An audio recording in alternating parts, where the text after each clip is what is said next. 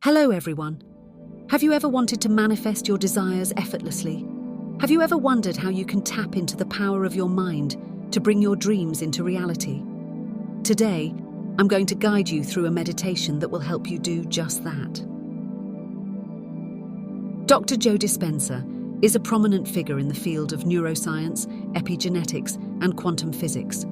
He is known for his work in exploring the potential of the human mind to create significant life changes through the power of thought and consciousness. Dr. Dispenza is a best-selling author, speaker, and educator, widely recognized for his teachings on the relationship between mind, body, and the power of manifestation. Dr. Dispenza advocates the use of guided meditation as a tool for manifesting desires. Guided meditation for manifestation involves leading individuals through a focused mental journey, incorporating visualization, positive affirmations, and emotional engagement to align one's thoughts and feelings with the desired outcome. This process aims to tap into the quantum field of infinite possibilities, where intentions and emotions play a crucial role in shaping reality. Please take a moment and listen to Dr. Joe as he shares some of his expertise to help us manifest the life we all desire. I looked it up. I looked up the symbol. What does that symbol that represents meditation mean? And the actual translation of the word means to become familiar with. That's what it means. So then when you become conscious of your unconscious thoughts, behaviors, and emotions, and become familiar with them, if you can become so conscious that you don't go unconscious and you're facing off with your old self, and you have those thoughts, you're in a meditation, that's a good thing, right?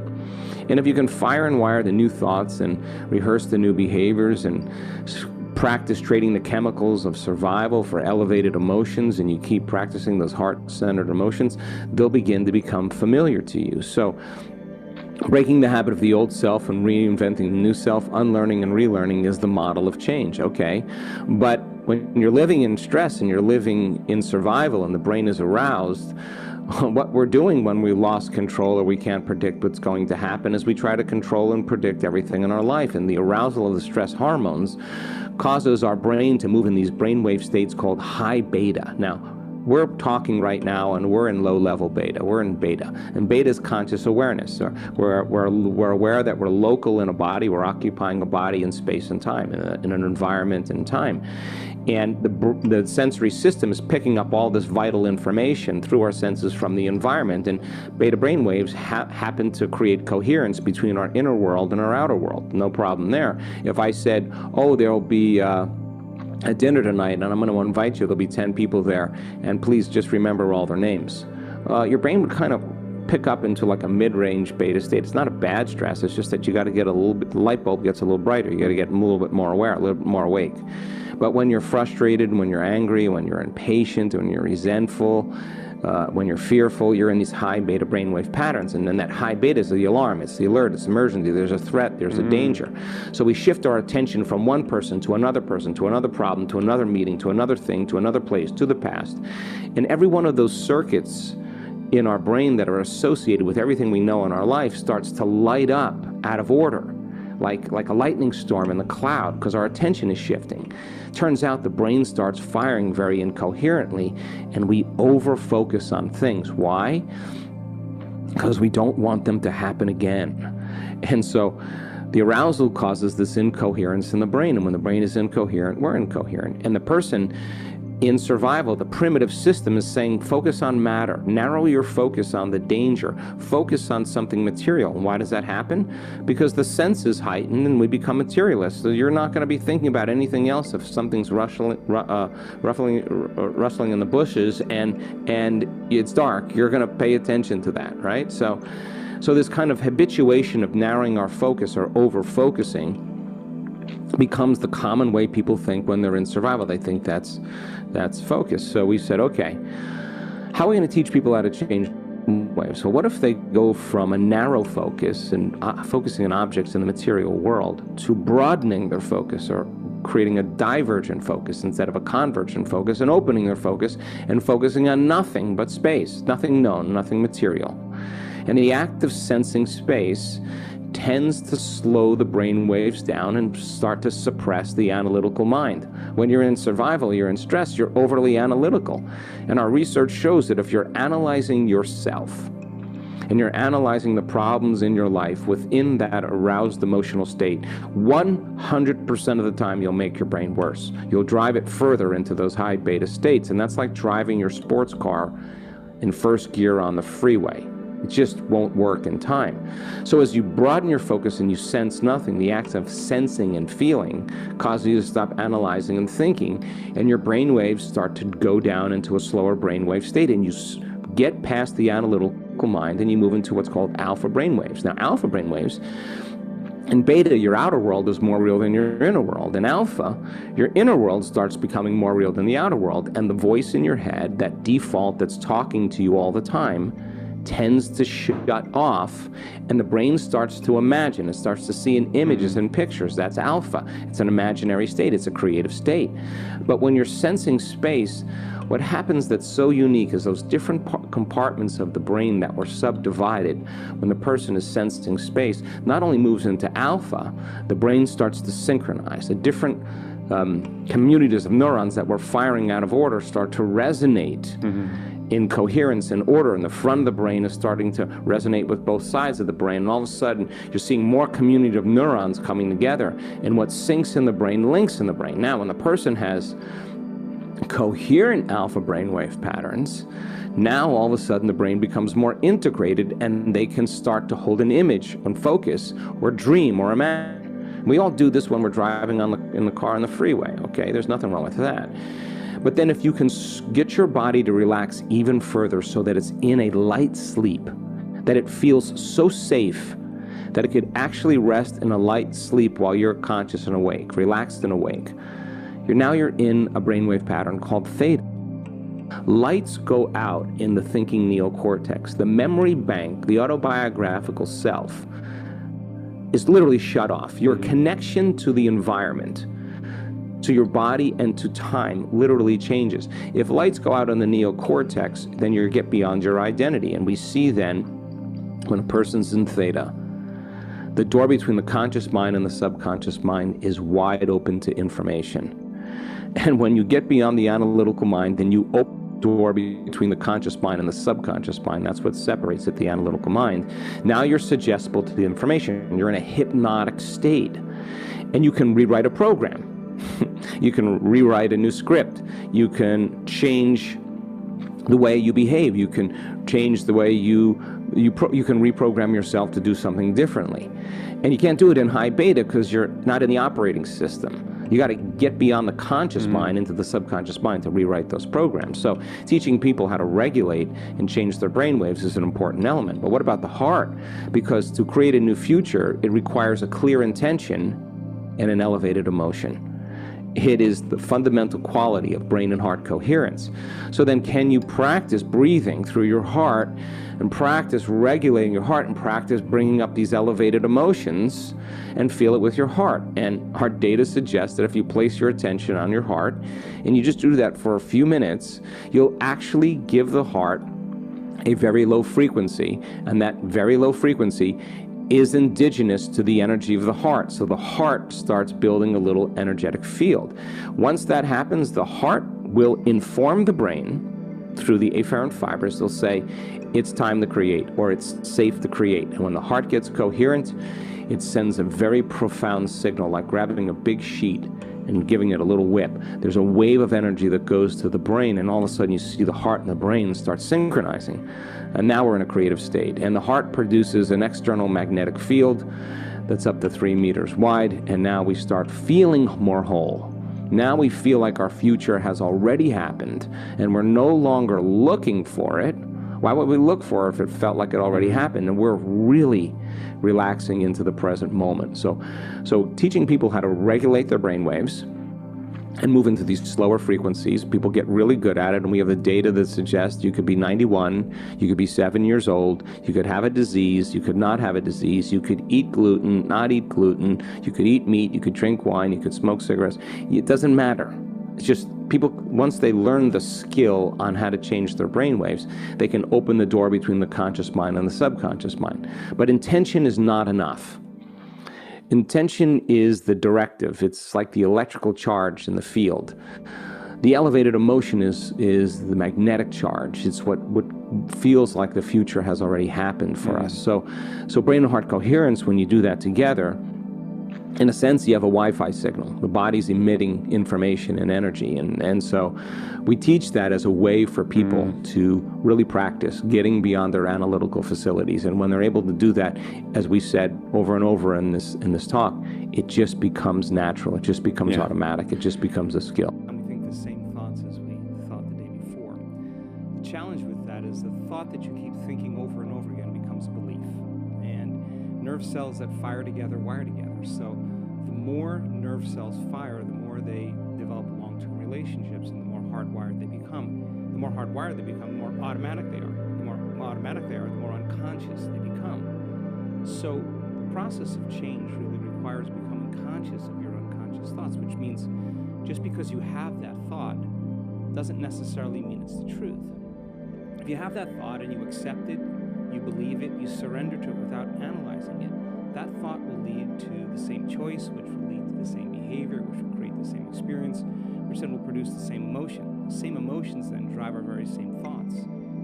In time, our biology, our neurocircuitry, our neurochemistry, our hormones, and even our gene expression stays the same because we're the same. So in the process of change, when you come up against that unconscious belief and you make it conscious, most people get uncomfortable when they confront that thought. And they're stopping an automatic process. And the body, which has been conditioned to be the mind because it's doing something over and over again, that's a habit, is craving the experience because it wants the emotion associated with it, right? So the thought of being unworthy produces the feeling of being unworthy. That feeling that when the person feels unworthy tends to cause the person to think more unworthy thoughts. It only takes a thought and a feeling, an image of yourself and an emotion, a stimulus and response, and you can condition the body to memorize that behavior and that emotional state better than the conscious mind. So the moment we inhibit that thought, or the moment we become conscious of it and we no longer accept it, there's a biological craving that takes place in the body because the body has been conditioned to be the mind. So the body starts influencing the mind to think more corresponding thoughts equal to that feeling. So here comes the assault. That you're not only unworthy, you're everything else that goes along with that feeling. And this is where people have to make up their mind if they truly want to change. Because if you decide to confront that thought and make a different choice, get ready, because you're going to feel uncomfortable. It's going to feel unfamiliar, and there's going to be some uncertainty because you're stepping out of familiar territory. You're stepping out of the known and you're stepping into the unknown. Now, this is really when you leave the bleachers and you get on the playing field, because the brain immediately looks around in its environment to see if anything's changing because you're changing, and you see that nothing in your world is changing because you actually haven't fully changed yet. So the moment we look for evidence in our life and we don't see it, sooner or later most people accept that thought, which leads to the same choice, which creates the same behavior, which creates the same experience, that produces the same feeling. Then they say, oh, this feels right to me. You know, that feels familiar, because you've just returned back to the known self. I think that when people truly want to make up their mind to change, and they become so conscious of those unconscious thoughts, they would never go unconscious to them again. That's the moment the body is being reconditioned to a new mind. If you inhibit that choice, that leads to that habit or that behavior. A habit is when you've done something so many times, the body knows how to do it better than the brain. Now you're stopping the body from being on its automation, on autopilot. And if the body's craving the feeling of unworthiness, and you're stopping the body from feeling that way, and you're aware in your life how you speak, you're aware in your life how you're feeling, and you're checking in, you're saying, do I really want to feel this way? This is that river of change where you're going from the old self to the new self. So it makes sense then. If those principles in biology work in that way, they could actually work in our favor. So if you said, okay, I'm going to sit down for a few minutes, I'm going to become so conscious of my unconscious self, my unconscious personality, that victory today would not be going unconscious to those thoughts behaviors and emotions. Okay, let me get so familiar with them that I don't go unconscious. Okay, I got that down. On that prefrontal cortex and assign meaning to the act and start installing new circuits in your brain. If you keep doing it over and over again, it becomes more hardwired, it becomes more automatic. And now you're installing a new belief that you are worthy of love, you are worthy of abundance, you are worthy to heal, whatever that is. That's the thought you do want to believe in. And when it matters the most is when it's the hardest. Because if you don't have the circuitry in place, you'll default back to the old programs, right? So then, if you said, how am I going to be in my Zoom calls today? How am I going to be in traffic today? How am I going to be with my ex, my coworkers? And you started thinking about and rehearsing how you were going to act in certain situations. The brain actually doesn't know the difference between the real life experience and what you're imagining. The research on mental rehearsal shows that the brain will look like in time that it's already had the experience and it's vacant of the experience. Now, keep firing and wiring those circuits and you're going to begin to behave that way. So now you're installing circuitry now to use in your life to get your behaviors to match your intentions. If you said, how would it feel to feel worthy of love? How would it feel to be grateful for life? How would it feel to be worthy of abundance? And you said, I'm going to teach my body emotionally what this feels like before the manifestation of the event. You're not waiting for your life to change to feel worthy. You're actually changing your life by becoming worthy. You're generating abundance. You're generating love. You're creating an elevated emotion. Now, our data is so compelling because when you truly begin to elevate your emotional state, and you could really lock in, to those elevated emotions, your body is so objective that it actually believes that it's living in a whole new environment before the environment changes. In other words, the body's believing it's in that new future. And if the environment signals the gene, and it does, and the end product of an experience in the environment is an emotion, you're actually signaling genes ahead of the environment, and your body will begin to become conditioned to a new mind. Think about this.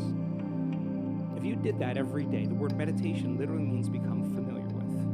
You become familiar with your old self, you become familiar with your new self, and you say, I'm not getting up until I feel this feeling. And then you'd say, I want to be able to bring this feeling up whenever I want. I want to keep remembering this feeling over and over again. It only takes a thought and a feeling, an image of the future and emotion, a stimulus and response, that you can condition your body to believe it's living in a whole new life. And when you feel the emotions of your future, something amazing happens. You're no longer in lack or separation, so you're no longer looking for the event to take away that feeling of lack or separation. Your body's actually believing it's in the event. And so then you're not looking for it, you feel like it's already happened. Get ready, because that's when your life begins to change.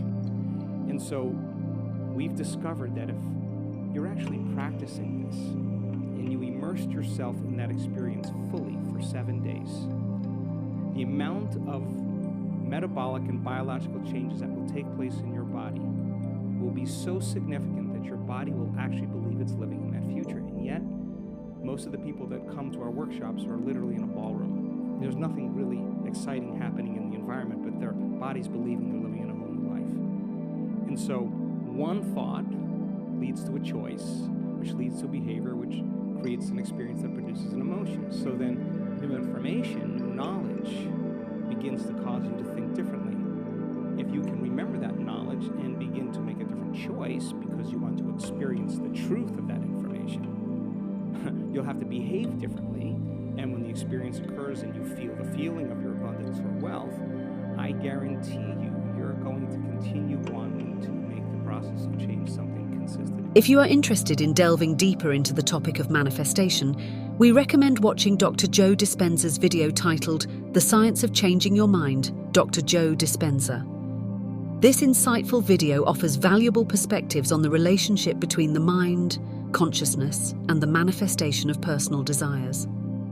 You can find the video on Dr. Dispenza's official channel, where he shares profound insights and practical guidance for transforming your life through the power of thought and intention. By combining elements of gratitude, visualization, and emotional connection, Guided meditation for manifestation seeks to empower individuals to consciously influence their reality and attract their desired outcomes.